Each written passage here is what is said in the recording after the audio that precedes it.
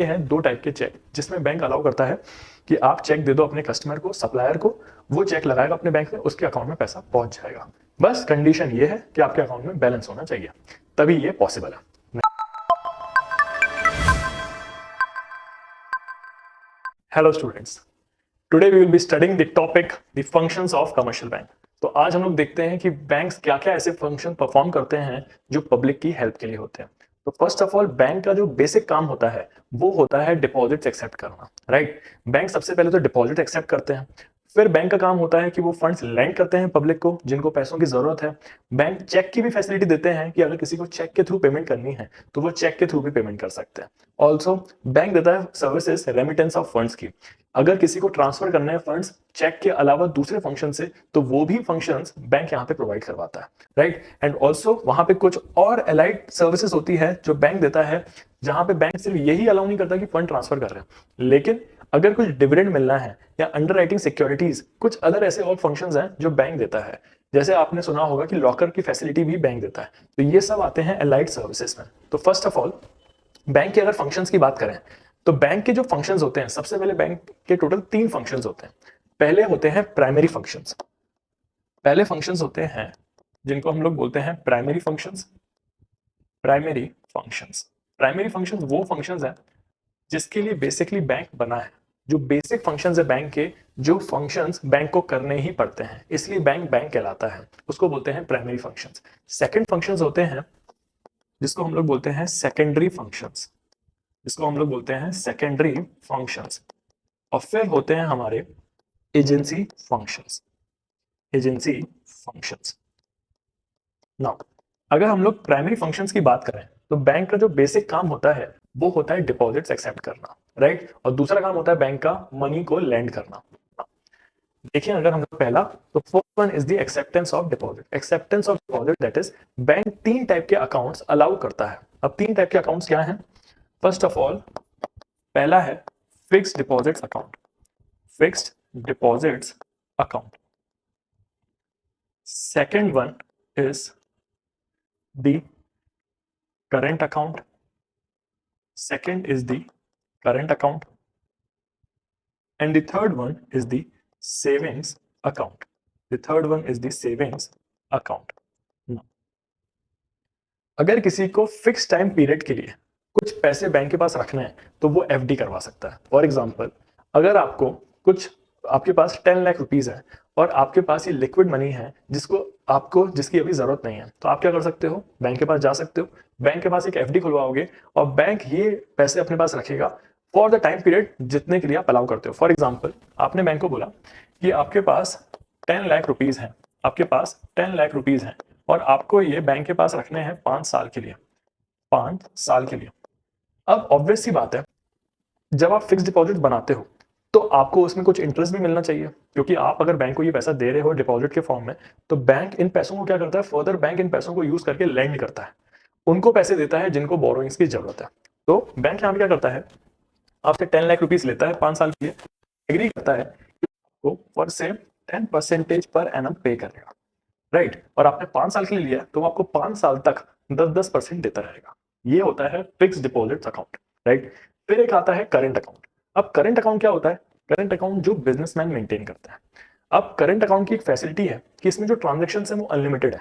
Unlimited है that is कि if the person wants that, उसको फंड ट्रांसफर करने हैं किसी सप्लायर को। अब जैसे एक बिजनेस है तो बिजनेस को सप्लायर को ट्रांसफर करना पड़ता है फंड, उसको रॉ मटेरियल परचेज करने, या तो उसको सैलरीज देनी है अपने एम्प्लॉइज को, या तो वर्कर्स को वेजेस देने हैं, और से उसको रेंट पे करना है, या तो और उसके खर्चे हैं जो उसको बिजनेस में लगे रहते हैं। तो इसके लिए वो मेंटेन करता है करंट अकाउंट। क्यों करंट अकाउंट मेंटेन करता है, क्यों वो सेविंग्स अकाउंट मेंटेन नहीं करता है? इसके पीछे रीजन बस इतना सा है, अगर करंट अकाउंट है तो उसमें नंबर ऑफ ट्रांजेक्शन्स अनलिमिटेड होते हैं, जितने ट्रांजेक्शन्स को करने वो कर सकता है। अब आप खुद सोचिए कि बैंक क्या करता है, बैंक के पास जब पैसा आता है तो बैंक इन पैसों को यूज करता है किसी और को बोरिंग्स देने के लिए। अब अगर कोई बैंक में पैसा रखवा रहा है और बोल रहा है कि वो अनलिमिटेड ट्रांजेक्शन करेगा, दैट इज अगर उसने बैंक में 10 लाख रुपए रखे, क्या पता वो अगले सेकंड ही 10 लाख रुपए किसी और को पे कर दे। अब बैंक के पास एक गारंटी नहीं है कि ये पैसे उसके अकाउंट में रहेंगे, वो कभी भी निकाल सकता है। तो मतलब बैंक इन पैसों को बोरिंग्स के लिए भी यूज नहीं कर सकता है। सेविंग, अगर बात करें फिक्स डिपॉजिट की, तो कस्टमर ने बोला है कि वो 5 साल तक 10 लाख रुपए मेंटेन करेगा, तो बैंक 5 साल के लिए इन पैसों को बोरोइंग के फॉर्म में दे देगा। यहाँ पे वो दे रहा है 10%, लेकिन अब आप खुद सोचिए, बैंक अगर 10% दे रहा है तो कैसे दे पा रहा है? बैंक क्या करता है, इन पैसों को लैंड करता है, किसी को बोरोइंग देता है फॉर से 15% में, और बैंक इनको कितना दे रहा है, 10%। तो जो रिमेनिंग, अब उसने कितना चार्ज किया, 15%, अब जो रिमेनिंग 5% है ये बैंक की कमाई होती है। अब अगर यहाँ पे करंट अकाउंट मेंटेन कर रहा है बिजनेसमैन और यहाँ पे unlimited number of transaction allowed है, तो मतलब बैंक को पता है कि ये पैसा कभी वो यूज नहीं कर सकता बोरिंग देने के लिए, तो बैंक क्या करता है, उल्टा करंट अकाउंट होल्डर से इंटरेस्ट चार्ज करता है, क्योंकि उसने ये सर्विसेज दी है कि वो अनलिमिटेड ट्रांजेक्शन रख सकते हैं, तो उल्टा यहाँ पे चार्जेस देने पड़ते हैं बिजनेसमैन को ये अकाउंट मेंटेन करने के लिए। इसके बाद अगर चेक की फैसिलिटी बात करें, तो चेक की फैसिलिटी मिलती है करंट अकाउंट में, फिक्स डिपॉजिट्स में नहीं मिलती। क्यों नहीं मिलती? क्योंकि यहाँ पे आप अकाउंट में पैसा जो रख रहे हो फिक्स डिपॉजिट के फॉर्म में वो फिक्स रहेगा, तो इसमें कहां से आप किसी और को पे कर सकते हो। Second thing, transaction fix deposit में सिर्फ 2 अलाउड होते हैं। पहला, जब आप डिपॉजिट करते हो फिक्स डिपॉजिट, और सेकंड ट्रांजेक्शन वो होता है जब आप उसको विड्रॉ करते हो, राइट। करंट अकाउंट में अनलिमिटेड ट्रांजेक्शन अलाउड है। सेविंग्स अकाउंट की बात करें, तो savings account generally house hold maintain करते हैं। अब वो हाउस होल्ड क्यों मेंटेन करते हैं? क्योंकि हाउस होल्ड को एक इमरजेंसी के लिए अपने फंड कुछ रखने पड़ते हैं सेविंग्स अकाउंट में, कि कभी कोई इमरजेंसी पड़े तो वो उन पैसों को यूज कर ले। तो क्या करते हैं हाउस होल्ड, नॉर्मल जैसे हम लोग एक सेविंग्स अकाउंट खोलते हैं बैंक के पास, और बैंक को बोलते हैं कि भैया ये हमारा पैसा है जो हम अपने अकाउंट में रख रहे हैं। अब हमने जैसे ये पैसा रखा, अब बैंक यहाँ पे ट्रांजेक्शन की लिमिट लगा देता है, ट्रांजेक्शन की लिमिट लगा देता है, जिसका मतलब है, क्या पता बैंक यहाँ पे ये भी कह सकता है कि आप सिर्फ 5 ट्रांजेक्शन कर सकते हो इन अ मंथ, या तो बैंक बोलेगा कि आप सिर्फ 50,000 रुपीज विड्रॉ कर सकते हो इन मंथ। ऐसी कभी कभी रिस्ट्रिक्शन लगाता है। अगर इसके बियॉन्ड अगर आप विड्रॉ करते हो तो आपको 50 रुपीज प्लस जीएसटी लगेगा पर 1000 जितना भी आप विड्रॉ करोगे। तो सेविंग्स अकाउंट बेसिकली सेव करने के लिए बनाया जाता है, जब आप पैसा को सेव करना चाहते हो। तो इसमें जो इंटरेस्ट होता है वो भी थोड़ा कम होता है। फॉर एग्जाम्पल यहाँ पे मिल रहा है 3% पर एनम, क्योंकि यहाँ पे लिक्विडिटी है। Customer can easily withdraw the funds which he is having in the savings account. But if you talk about the fixed deposit, in the fixed deposit, the person is keeping the amount for a fixed time period. But in the savings account, he can withdraw the funds when he is in need of the funds. Right? Now, तो savings account में क्या है, interest थोड़ा कम है। तो accepting of deposit कहता है कि डिपॉजिट जो होते हैं वो क्यों बैंक लेता है, जैसे कि वो लोन ऑपरेशंस कर पाए। लोन ऑपरेशन दैट इज वो बोरोवर्स और लेंडर्स को पैसा दे पाए। इधर बैंक क्या कर रहा है, बोरो कर रहा है मनी एक कस्टमर से। जब कस्टमर फिक्स डिपॉजिट रखवा रहा है 10 लाख का, तो मतलब बैंक यहाँ पे बोरोवर है जिसने डिपॉजिट्स लिए कस्टमर के। अब बैंक क्या कर रहा है, उनको पे कर रहा है 10%, राइट। और वो फर्दर क्या करेगा, किसी और को बोरोइंग देगा और उनसे इंटरेस्ट कमाएगा, राइट। नो, तो यहाँ पे अगर देखें तो बोरोवर्स दे पे द इंटरेस्ट और लेंडर्स यहाँ पे ग्रांट करते हैं लोन्स। तो दीज डिपॉजिट्स अगर देखा जाए generally current account, savings account और फिक्स डिपॉजिट्स के थ्रू लिए जाते हैं। यहाँ पे क्या लिखा था कि बोरोवर्स बेसिकली इंटरेस्ट पे करते हैं। जब बैंक ये पैसा 10 लाख रुपए देता है बोरोवर्स को, तो बोरोवर्स इंटरेस्ट देते हैं, और बैंक देता है इंटरेस्ट रेट्स जिनने डिपॉजिट रखवाए हैं बैंक के पास। अब ये एक्सटेंड ऑफ द बैलेंस, अब वो कितना विड्रॉ कर सकते हैं लोग, जितना उनके अकाउंट में बैलेंस है। फॉर एग्जाम्पल, अगर सेविंग्स अकाउंट में बैलेंस है, सेविंग्स अकाउंट में अगर बैलेंस है 5 लाख रुपीस का, तो मतलब कस्टमर को फैसिलिटी है कि वो 5 लाख तक ही विड्रॉ कर सकता है, राइट। नाउ बैंक्स इंटरेस्ट पे करते हैं जैसे आरबीआई डिसाइड करता है। अब आरबीआई ने जैसे बोला, reserve bank of India country के सेंट्रल बैंक, उनने बोला कि आप 3 to 5% पे कर सकते हो। अब वो बैंक के ऊपर डिपेंडेंट है, एचडीएफसी बैंक, एसबीआई बैंक, कि वो कितना इंटरेस्ट पे करेगा इन सेविंग्स अकाउंट। एक सेविंग्स अकाउंट है, एक फिक्स डिपॉजिट। फिक्स डिपॉजिट में जनरली ज्यादा इंटरेस्ट रेट मिलता है एज कंपेयर टू सेविंग्स, क्योंकि फिक्स डिपॉजिट एक फिक्स टाइम पीरियड के लिए बैंक के पास पैसा स्टोर्ड है। अगर उसके पहले पैसा निकाला कस्टमर ने, तो उसको प्रिंसिपल का तो नहीं, प्रिंसिपल अमाउंट का तो नहीं, लेकिन इंटरेस्ट अमाउंट में से कुछ चार्जेस देने पड़ते हैं इन the form of the charges, क्योंकि उसने पहले से विड्रॉ कर लिया। हाँ, फिक्स्ड अकाउंट्स एक टाइम पीरियड के लिए होते हैं जिसमें रेट ऑफ इंटरेस्ट ज्यादा होता है as compare to the savings account. Premature withdrawal में परमिसिबल है, लेकिन कुछ पार्ट ऑफ इंटरेस्ट आपका कट जाता है। फॉर एग्जांपल, अगर एक कस्टमर ने 5 लाख रुपीस फिक्स डिपॉजिट में रखे, अब बैंक को पता है कि ये 5 साल के लिए एफडी बना रहा है, तो 5 साल के लिए पैसा रखेगा, और बैंक उसको कह रहा है कि हम आपको 10% पर एनम दे रहे हैं। मतलब उसको हर साल का कितना मिल रहा है, उसको हर साल का 50,000 रुपए इंटरेस्ट के फॉर्म में मिल रहा है। अब 5 साल के पहले ही, जैसे ही 2 साल खत्म हुए, अब उसको पैसों की जरूरत आ गई। कस्टमर कह रहा है उसको पैसे चाहिए, जबकि उसने बोला था उसको 5 साल के लिए उसने पैसे जमा करवाए।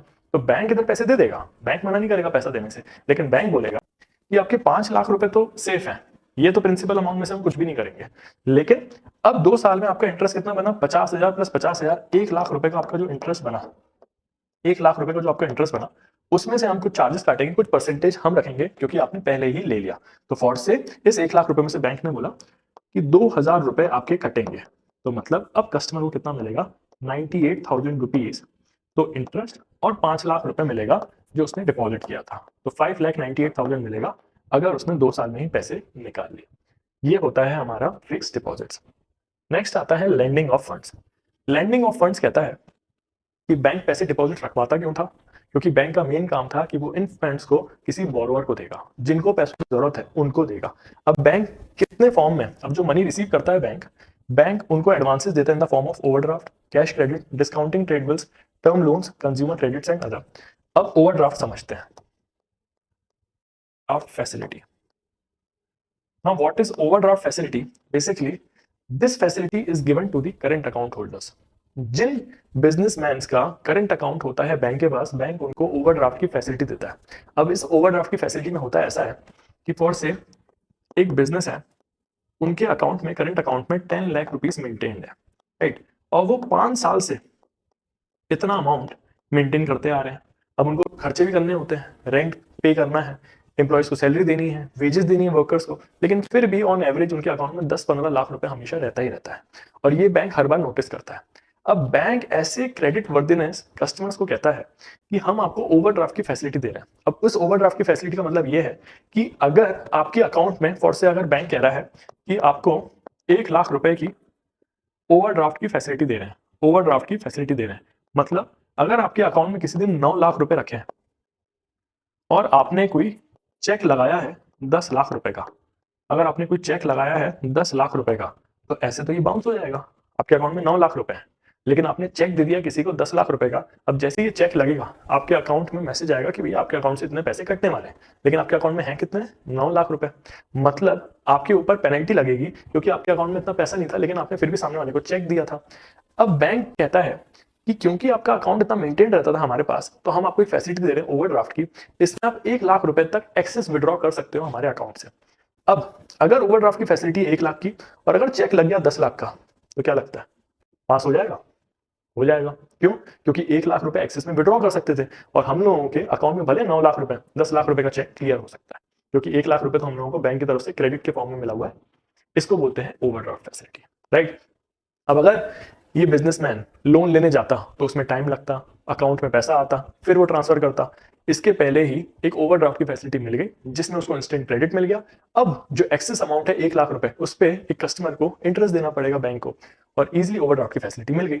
अब दूसरी होती है कैश क्रेडिट। देखो, एक होती है कैश क्रेडिट और एक होता है शॉर्ट टर्म लोन। कुछ ऐसे समझो, short term loan, short term loan, और एक होता है कैश क्रेडिट, एक होता है कैश क्रेडिट। दोनों में दिया जा रहा है ये बिजनेसमैन को ही पैसा, लेकिन दोनों में कुछ डिफरेंस है। देखो, अगर मैं बैंक के पास जाता हूँ लोन लेने के लिए, तो बैंक क्या करते हैं, बैंक बेसिकली एक लोन अकाउंट बनाते हैं कस्टमर के नाम पे कि उनने एक लोन लिया, फॉर से मेरे को 10 लाख रुपीस की रिक्वायरमेंट है, मेरे को 10 लाख रुपीस की रिक्वायरमेंट है, तो मैंने लोन लिया 10 लाख का, चाहे वो कैश क्रेडिट हो चाहे वो शॉर्ट टर्म लोन हो। मैंने कितने का लोन लिया है, 10 लाख रुपीस का लिया है। अब दोनों ही केस में कुछ कोलेटरल रखवाना पड़ेगा, तभी मेरे को ये लोन मिलेगा।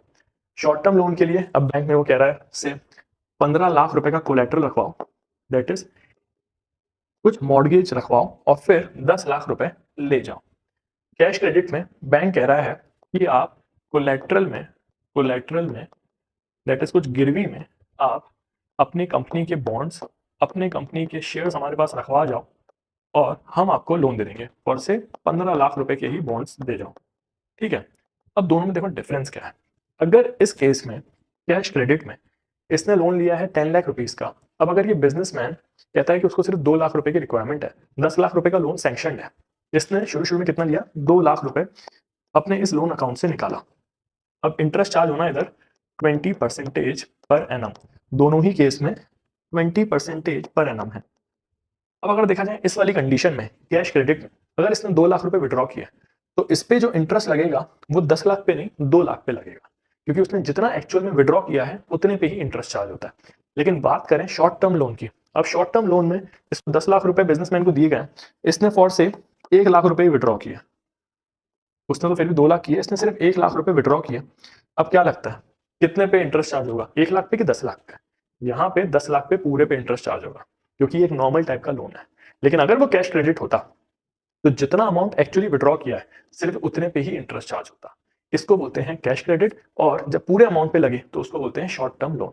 अब एक क्राइटेरिया है इधर, फिर से इनको 3 लाख रुपीस की जरूरत पड़ी, बैंक फिर से इनके अकाउंट में 3 लाख रुपए डालेगा, क्योंकि बैंक क्या करता है इंस्टॉलमेंट्स में पैसा देता है।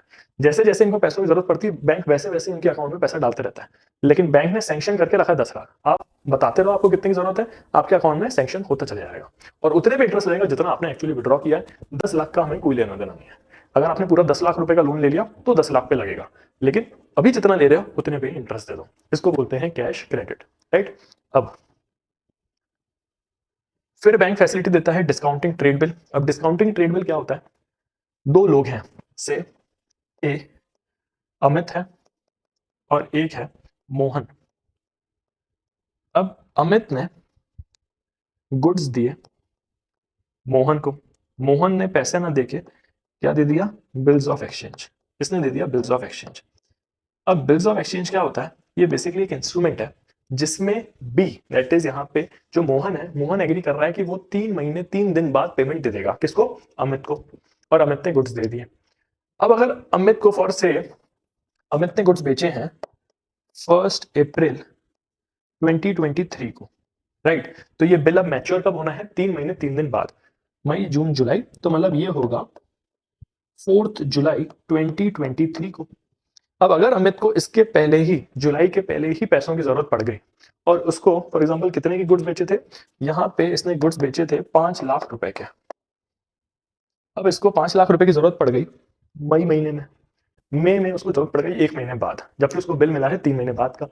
तब ये अमित जाएगा बैंक के पास, बैंक को बोलेगा कि बैंक मेरे पास एक बिल्स ऑफ एक्सचेंज है, ये 3 महीने बाद मैच्योर होना है, लेकिन मेरे को 1 महीने के बाद ही अभी रिक्वायरमेंट पड़ गई, तो आप क्या मुझे पैसा दे सकते हो? तो बैंक बोलता है कि हम पैसा दे तो देंगे, लेकिन एक टाइप ऑफ लोन है ये, क्यों, क्योंकि आप 3 महीने के बिल को 1-2 महीने पहले ही लेकर आ गए हो, तो एक टाइप से हम 2 महीने का आपको तो लोन दे रहे हैं, राइट। तो बैंक इसमें कहता है कि हम कुछ चार्जेस काटेंगे और आपको पैसा दे देंगे। अब चार्जेस फॉर एग्जाम्पल बैंक ने बोला कि वो चार्जेस लगा रहे हैं 10,000 रुपीज के, क्योंकि आपको एडवांस में जल्दी पैसा दे रहे हैं, तो मतलब 5 लाख में से 4,90,000 रुपए अमित को मिल जाएंगे।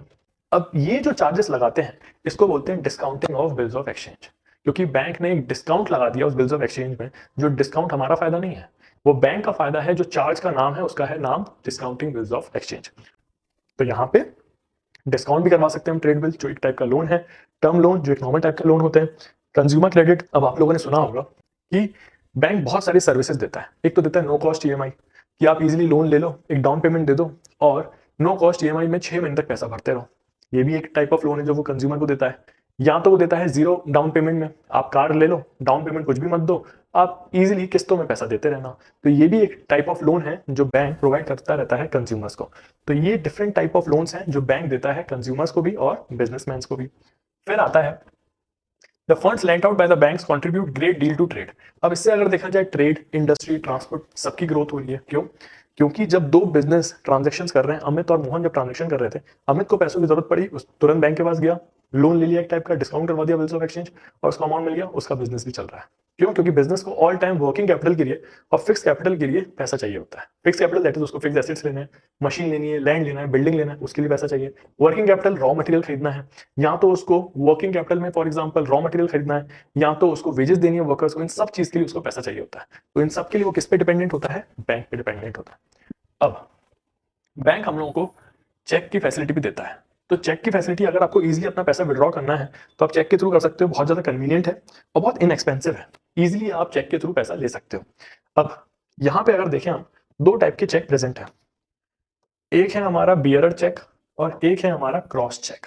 देखो दोनों में डिफरेंस क्या है, इसमें बस एक 2 लाइनें बनी हुई है जिसको हम बोलते हैं क्रॉस चेक, और इसमें वो 2 लाइनें प्रेजेंट नहीं है। चेक में तो सबसे पहले क्या होता है, अगर 2 लाइनें बनी है तो उसको बोलते हैं क्रॉस चेक, और इसका मतलब ये है अगर आपको से चेक मिला है किसी से और उसमें ये 2 लाइनें हैं, तो मतलब अगर आप बैंक के पास जाते हो कहते हो कि ये अमाउंट मेरे अकाउंट में क्रेडिट कर दो, मेरे अकाउंट में डिपॉजिट करवा दो, तो बैंक कहेगा कि अच्छी बात है, आप डिपॉजिट करवाने आए अपने अकाउंट में ही, क्योंकि ये कैश नहीं हो सकता। लेकिन अगर बात करें एक नॉर्मल चेक है जिसमें 2 लाइनें नहीं बनी, तो आप काउंटर में जाओ, कैश काउंटर में जाओ, और कैश काउंटर आपको बैंक का कैश दे देगा।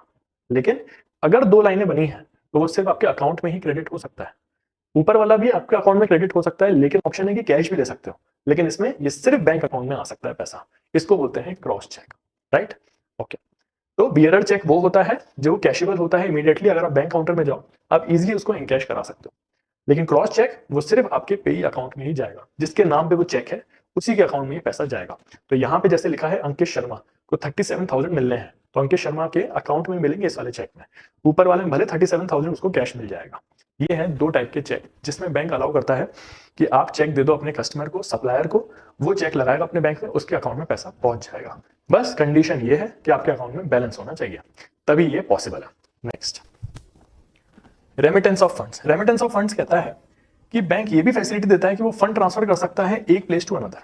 अगर आपको HDFC बैंक में आपका अकाउंट है, अगर आपको सेम ब्रांच के किसी दूसरे इंसान को पैसा ट्रांसफर करना है, तो आप बैंक की फैसिलिटीज ले सकते हो, जिसमें आप डिमांड ड्राफ्ट बनवा दो, RTGS की फैसिलिटी ले लो, NEFT की फैसिलिटी ले लो, IMPS की फैसिलिटी ले लो, और आप पैसा ट्रांसफर कर सकते हो। अब IMPS क्या है? इमीडिएट पेमेंट सर्विस, तुरंत पैसा ट्रांसफर हो जाएगा UPI की तरह। NEFT की सर्विसेज ले लो बैंक की, नेशनल इलेक्ट्रॉनिक फंड ट्रांसफर, जिसमें मिनिमम कोई लिमिट नहीं है और मैक्सिमम की भी कोई लिमिट नहीं है, आपको जितना फंड ट्रांसफर करना है कर लो। बस ये थोड़ा टाइम लेता है क्योंकि ये बैचेस में होता है। बैंक पहले इकट्ठा करता है पूरा पैसा सब लोगों का जिसको उसको फंड ट्रांसफर करना है, फिर वो एक टाइम पे करता है। तो बेसिकली कहते हैं कि NEFT 7 बार होता है पूरे दिन में, वीकडे में, और 6 बार होता है सैटरडेज के दिन, राइट? फिर आती है फैसिलिटी जो बैंक देता है RTGS की। जब बहुत बड़ा फंड होता है, दैट इज 2 लाख से ऊपर अगर है अमाउंट, तो आप RTGS की सर्विसेज ले लो।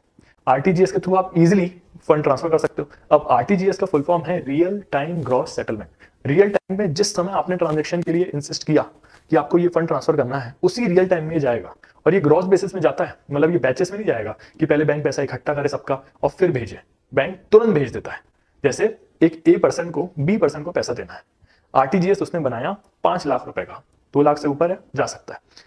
अब ये कस्टमर कुछ चार्जेस पे करेगा बैंक को और इजीली उसके अकाउंट में फंड ट्रांसफर हो जाएगा B के अकाउंट में जिसको उसको ट्रांसफर करना है, राइट? इसको बोलते हैं RTGS फैसिलिटी। तो बैंक यहाँ पे इंटरकनेक्टिविटी देता है ब्रांचेस की, जिसमें वो बैंक ड्राफ्ट देता है, pay order, mail transfers, nominal commission charge करता है और इजीली ट्रांसफर कर सकता है अमाउंट। अब देखो एक डिफरेंस है चेक में और डिमांड ड्राफ्ट बैंक ड्राफ्ट में। चेक की फैसिलिटी ऐसी होती है कि अगर कोई सेविंग्स अकाउंट वाला पे कर रहा है, क्योंकि ओवरड्राफ्ट फैसिलिटी तो किसमें है? करंट अकाउंट में है। अब किसी ने चेक की फैसिलिटी यूज करी और किसी को चेक दिया, तो वो चेक बाउंस भी हो सकता है, रिजेक्ट भी हो सकता है। अगर अकाउंट में इतना बैलेंस नहीं है तो चेक बाउंस हो जाता है। लेकिन बैंक ड्राफ्ट, डिमांड ड्राफ्ट क्या होते हैं कि अगर आप बैंक के पास जाते हो और बैंक को बोलते हो कि मेरे को एक डिमांड ड्राफ्ट बना के दो, तो बैंक कहता है कि मैं डिमांड ड्राफ्ट दे दूंगा, लेकिन उसके पहले आपको कितना अमाउंट ट्रांसफर करना है? तो जैसे मैंने बोला कि मुझे 10 लाख रुपए ट्रांसफर करना है, तो बैंक कहता है कि पहले आपके अकाउंट से मैं 10 लाख रुपए काटूंगा, किसके नाम पे? जिसको आपको देना है। आप उसको जाके डिमांड ड्राफ्ट दे देना, और जैसे वो डिमांड ड्राफ्ट लगाएगा अपने बैंक में, उसके अकाउंट में पैसा पहुंच जाएगा। अब ये गारंटेड होता है बैंक ड्राफ्ट। क्यों? क्योंकि बैंक पहले बैलेंस चेक करता है आपका, 10 लाख रुपए डिडक्ट करता है जितना आपको पे करना है सामने वाले को, और सामने वाले के अकाउंट में पहुंच जाता है पैसा जब वो प्रेजेंट करता है ये बैंक ड्राफ्ट। चेक बाउंस हो सकता है लेकिन बैंक ड्राफ्ट बाउंस नहीं हो सकता। बस लिमिटेशन एक है, जैसे चेक की है कि वो 3 महीने के लिए वैलिड रहता है, सेम डिमांड ड्राफ्ट की भी यही सिचुएशन है कि वो उतने टाइम पीरियड के लिए वैलिड है जितने टाइम के लिए डिमांड ड्राफ्ट होता है, राइट? तो कस्टमर अगर उतने टाइम में पहुंच जाता है बैंक के पास, तो उसको इजीली अकाउंट में बैलेंस पहुंच जाएगा, राइट? अब the bank issue a draft for the amount on its own branches and other places. Other banks में भी कर सकता है, खुद की ब्रांचेस में भी कर सकता है, अलग अलग एरियाज की ब्रांच में भी कर सकता है। फिर आता है एलाइड सर्विसेज। बैंक सबसे पहले तो बिल पेमेंट की फैसिलिटी देता है। अब जैसे आजकल आपने देखा होगा नेटफ्लिक्स में ऑटो डेबिट की फैसिलिटी होती है। अगर आप मंथली सब्सक्रिप्शन पे नहीं कर पा रहे हो, तो आप अपना अकाउंट नंबर उसमें डालो, इजीली आपके अकाउंट से हर महीने पैसा कट जाएगा जितने की सब्सक्रिप्शन अमाउंट है। तो बैंक फैसिलिटी देता है कि आप बिल पेमेंट भी कर सकते हो अपने अकाउंट से, gas bill, electricity bill, water bill, credit card के बिल भर सकते हो। बैंक लॉकर की भी फैसिलिटी देता है, आप अपने वैल्यूएबल आइटम यहाँ पे स्टोर कर सकते हो, आप गोल्ड यहाँ पे स्टोर कर सकते हो, सिल्वर यहाँ पे स्टोर कर सकते हो, ये भी फैसिलिटी है। और अंडर राइटिंग ऑफ सिक्योरिटीज की भी ऑप्शन देता है। देखो क्या होता है, फॉर एग्जाम्पल एक ABC लिमिटेड कंपनी है जिसका सिर्फ भोपाल में ही नाम चलता है। अब उसको शेयर मार्केट में लिस्ट होना है, अब उसको शेयर मार्केट में अपना शेयर चलाना है। तो अब क्या होता है, सेबी कहता है, securities exchange board of India, कि अगर आपको NSE या BSE में आना है तो सबसे पहले आपको जितना भी फंड पब्लिक से लेना है उसका एक मिनिमम सब्सक्रिप्शन लेके दिखाओ। फॉर एग्जाम्पल एक बिजनेस को 2000 करोड़ के शेयर्स मार्केट को देने हैं और बदले में 2000 करोड़ रुपए चाहिए, राइट। अब सेबी कहता है कि सबसे पहले मिनिमम सब्सक्रिप्शन तो लाके दिखाओ। मिनिमम सब्सक्रिप्शन क्या होता है कि मिनिमम अमाउंट जो आपको पब्लिक से लेना ही लेना होगा। So for example minimum subscription है 80%। 80% जितना भी अमाउंट आपको लेना है उसका 80% पहले लेके दिखाओ। तो मतलब 2000 का 80% it comes to 1600 crore. Now the company should get the minimum of 1600 crore rupees, then only the company is eligible that it can list in the share market। अब कंपनी को पता है, एबीसी लिमिटेड कंपनी को, कि वो सिर्फ भोपाल में famous है, लेकिन पूरे इंडिया के लोग इनकी कंपनी के लिए शेयर सब्सक्राइब करेंगे, तो ये तो पॉसिबल नहीं है कि वो सब लोग उनके शेयर्स लें। तो ये जाते हैं बैंक के पास, एबीसी लिमिटेड कंपनी। वो कहते हैं बैंक को कि देखो मेरे को कम से कम 1600 करोड़ रुपए तो चाहिए ही चाहिए, अब मुझे बताओ कैसे आएंगे। तो बैंक पहले देखता है इनकी बैलेंस शीट, इनकी एसेट्स, इनकी लायबिलिटीज, और पूरे अच्छे तरीके से चेक करता है क्या वाकई में ट्रस्टवर्दी कंपनी है कि नहीं है। चलो ये ट्रस्टवर्दी कंपनी भी निकली, ठीक है। अब बैंक क्या करेगा, क्योंकि बैंक के ऊपर भरोसा है पब्लिक का, पब्लिक भरोसा करती है बैंक के ऊपर, तो बैंक अगर बोलता है कि देखो एबीसी लिमिटेड का नया शेयर आ रहा है, इसके शेयर्स ले लो, ट्रस्ट करो, अच्छी है कंपनी, तो इजीली पब्लिक इनके शेयर्स में सब्सक्राइब कर लेती है। अगर फॉर एग्जांपल पब्लिक इनकी बात ना माने और अगर नहीं ले इसके शेयर्स, तो देखो एबीसी लिमिटेड जो कंपनी है ना, एबीसी लिमिटेड कंपनी ने बोला है कि आप मेरे पैसे दिलवा दो, मैं आपको पैसे दूंगा, फॉर से कमीशन दूंगा अगर आपने मेरे शेयर्स को सब्सक्राइब करवा दिया। तो अगर पब्लिक ने नहीं लिए तो बैंक को खुद लेने पड़ेंगे ये शेयर्स, अगर पब्लिक नहीं ले रहा है तो, राइट। तो मतलब ये पूरे के पूरे 1600 करोड़ रुपए आ जाएंगे किसके पास, कंपनी के पास, शेयर्स के रूप में, और इनकी कंपनी रजिस्टर हो जाएगी किसमें, शेयर मार्केट में। इसको बोलते हैं अंडर राइटिंग ऑफ सिक्योरिटीज। फिर बैंक फैसिलिटी देता है buying and selling of shares, debentures, instructions etcetera. देखो क्या होता है कि अगर आपको किसी भी कंपनी का शेयर लेना है, फॉर से आपको अदानी कंपनी, अदानी एंटरप्राइजेस का शेयर लेना है, आपको रिलायंस इंडस्ट्रीज का शेयर लेना है, तो आप इजीली ले सकते हो। कैसे, आपको बेसिकली एक डीमैट अकाउंट खुलवाना पड़ेगा। इस डीमैट अकाउंट को आपको फिर लिंक करवाना है अपने बैंक अकाउंट से, और फिर अपने बैंक अकाउंट से पैसे ट्रांसफर करने हैं डीमैट अकाउंट में, और डीमैट अकाउंट के थ्रू आपको जिस भी कंपनी का शेयर लेना है जो लिस्टेड है शेयर मार्केट में, आप ले सकते हो। तो मतलब बैंक अकाउंट एक फैसिलिटी देता है कि आप शेयर खरीद भी सकते हो, और अगर बेचना है तो बेच दो, फिर डीमैट अकाउंट से फंड ट्रांसफर करना है बैंक अकाउंट में, अकाउंट में पैसा आ जाएगा। एक और फैसिलिटी, अगर इस रिलायंस इंडस्ट्रीज को फायदा हुआ और इनको अपने शेयर होल्डर्स को डिविडेंड बांटना है, तो वो डिविडेंड कैसे देंगे हर एक कस्टमर को जो इनका शेयर होल्डर है, बेसिकली वो डीमैट में जिसके पास जितने शेयर्स हैं उनको मिलता है डिविडेंड। अब वो कैसे मिलता है, जिस बैंक अकाउंट से इनने अपना डीमैट अकाउंट लिंक करके रखा है उस बैंक अकाउंट में डिविडेंड डायरेक्टली पहुंच जाता है। तो यहाँ पे अगर रिलायंस इंडस्ट्रीज को प्रॉफिट हुआ है और हमारे पास कंपनी के शेयर्स हैं, 20 शेयर्स हैं, कंपनी के हमने 20 शेयर लेके रखे हैं, कितने के, एक शेयर है 2300 रुपीज का, और हमने 20 शेयर लेके रखे हैं। अब कंपनी को प्रॉफिट हुआ और कंपनी ने बोला कि हम 100 rupees per share, 100 rupees per share देना चाहते हैं। हमारे पास 20 शेयर हैं, तो 20 हम लोगों को मतलब कितना मिल जाएगा, 2000 रुपए हम लोगों को मिल जाएंगे शेयर्स में, राइट। क्योंकि एक शेयर में हमें मिलेगा 100 रुपए, और हमारे पास क्योंकि 20 शेयर हैं तो हम लोगों को मिल जाएंगे 2000 रुपए डिविडेंड के फॉर्म में, राइट। इसको बोलते हैं कलेक्शन ऑफ डिविडेंड। तो वो डिविडेंड भी कलेक्ट करने की फैसिलिटी देता है। पेमेंट ऑफ इंश्योरेंस प्रीमियम, अब आपने कोई इंश्योरेंस पॉलिसी लेके रखी है, अब आप उसकी इंश्योरेंस पॉलिसी भरना बार बार भूल जाते हो, तो आप बैंक को इंस्ट्रक्शन दे दो कि हर महीने आपके अकाउंट से इतनी इंश्योरेंस पॉलिसी का अमाउंट कट जाए। वो ये भी फैसिलिटी देता है कि आपके अकाउंट से इंश्योरेंस प्रीमियम का अमाउंट कट जाएगा, क्योंकि आपने ऑटो डेबिट की फैसिलिटी लगा के रखी है। तो ये सारे फंक्शंस हैं जो एक कमर्शियल बैंक अपने कस्टमर्स को देता है, राइट। आई होप यहाँ तक आप सब लोगों को पूरा समझ में आया होगा क्या क्या फंक्शंस बैंक हैं, क्या फंक्शंस हैं कमर्शियल बैंक के। अब हम लोग पढ़ेंगे दूसरा टॉपिक अगली क्लास।